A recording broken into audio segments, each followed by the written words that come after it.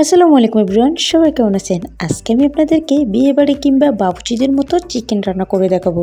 কেন বিয়েবাড়ির চিকেনটা এতটা টেস্ট হয় সেই সিক্রেট টিপস আপনাদের সাথে শেয়ার করব। ফার্স্ট আমি এখানে মিডিয়াম স্লাইস করে নেওয়া 6 কিলো চিকেন নিয়ে নিয়েছি। চিকেনগুলো আগে ভালোভাবে পানি দিয়ে ক্লিন করে নিলাম।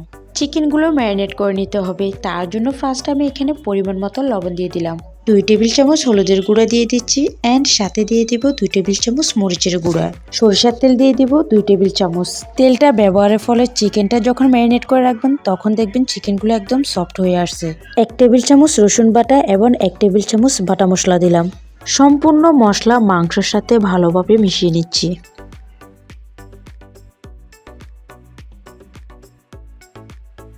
মাংসগুলো ভালোভাবে মেখে নেওয়া হয়ে গেছে, কিছুক্ষণের জন্য রেস্টে রাখতে হবে, তাই ঢাকনা দিয়ে ঢেকে রাখলাম। ম্যারিনেট করে রেস্টে রাখার ফলে চিকেনগুলো দেখুন কতটা সুন্দর হয়েছে। চিকেনগুলো যখন ফ্রাই করব তখন অন্যরকম কিন্তু ফ্লেভার আসবে। হালকাভাবে চিকেনগুলো ফ্রাই করে নিব। কড়াই পরিমাণ মতো তেল দিয়ে দিয়েছি। তেলগুলো ভালোভাবে গরম হওয়ার পর এক এক করে ম্যারিনেট করে রাখা চিকেনগুলো আমি দিয়ে দিচ্ছি।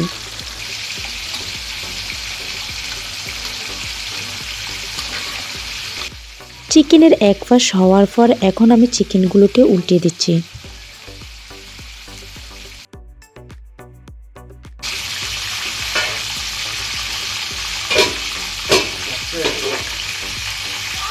মাংসগুলো ভাজা হয়ে গেছে, তেল চাটিয়ে সবগুলো মাংস আমি উঠিয়ে নিলাম। একই নিয়মে আমি বাকি মাংসগুলো ভেজে নিয়েছি। এবার চিকেনগুলোকে রান্না করে নিতে হবে, তার জন্য চুলায় একটা বড় হাঁড়ি বসিয়ে দিলাম। চিকেনের পরিমাণ অনুযায়ী আমি এখানে তেলটা ব্যবহার করলাম। তেলগুলো ভালোভাবে গরম হয়ে আসার পর আমি এখানে 1 বাটি পেঁয়াজ বাটা দিয়ে দিলাম। একটা মিডিয়াম সাইজের বাটির 4 ভাগের 3 ভাগ রসুন বাটা দিয়ে দিলাম। আদা দিয়ে দিব 3 টেবিল চামচ। আদার পরিমাণটা অবশ্যই কম ব্যবহার করবেন, কারণ চিকেনটা যেহেতু একটু ফ্রাই করা হয়েছে।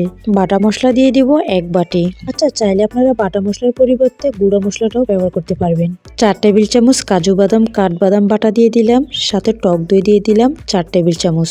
1 টেবিল চামচ লবণ দিয়েছি। 2-3 মিনিটের মতন সবগুলো মশলা একসাথে ভালোভাবে মিশিয়ে নেড়েচেড়ে নিতে হবে। এখন কিছু গোটা গরম মশলা ব্যবহার করব। 6 থেকে 7টা তেজপাতা দিয়ে দিলাম। পরিমাণ মতো লং, এলাচ, দারচিনি, কালো এবং সাদা গোলমরিচ দিয়ে দিলাম। 1 টেবিল চামচ জয়ফল অ্যান্ড জয়ত্রীর গুঁড়ো দিয়ে দিব। সবগুলো মশলা আবারও ভালোভাবে মিশিয়ে নিতে হবে।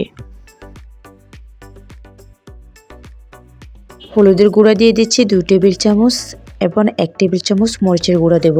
যেহেতু আস্ত কাঁচামরিচ পরে ব্যবহার করব, সেই ক্ষেত্রে লাল মরিচের পরিমাণটা আমি কম ব্যবহার করলাম। মশলাগুলো ভালোভাবে কষানো হয়ে গেছে, এখন আমি এখানে পরিমাণ মতো পানি দিয়ে দেব। চিকেন রান্নার ক্ষেত্রে পানির পরিমাণটা কম ব্যবহার করতে হয়, যেহেতু চিকেনটা খুব অল্প সময় সিদ্ধ হয়ে আসে, তাই পানির পরিমাণটা অবশ্যই কম ব্যবহার করবেন। পানিগুলো ভালোভাবে ফুটে আসার জন্য ঢাকনা দিয়ে ঢেকে রাখলাম। পানিগুলো ভালোভাবে ফুটে আসার পর সবগুলো মাংস আমি দিয়ে দিলাম। 7 থেকে 8টা কাঁচামরিচ দিয়ে দিলাম। 1 বাটি গুঁড়ো দুধ দিয়ে দিব। চিকেনের ঝোলটা ভালোভাবে ঘন হয়ে আসার জন্য আমি এখানে কুচি করে নেওয়া কিছু পেঁয়াজ দিয়ে দিলাম। একটু নেড়ে চেড়ে দিচ্ছি। চাইলে আপনারা এই সময় লবণটা চেক করে নিতে পারবেন। সম্পূর্ণ পানি শুকিয়ে আসার জন্য আমি আবারও ঢাকনা দিয়ে ঢেকে রাখলাম। ফাইনালি পানিগুলো ভালোভাবে শুকিয়ে মাংসটা হয়ে গেল।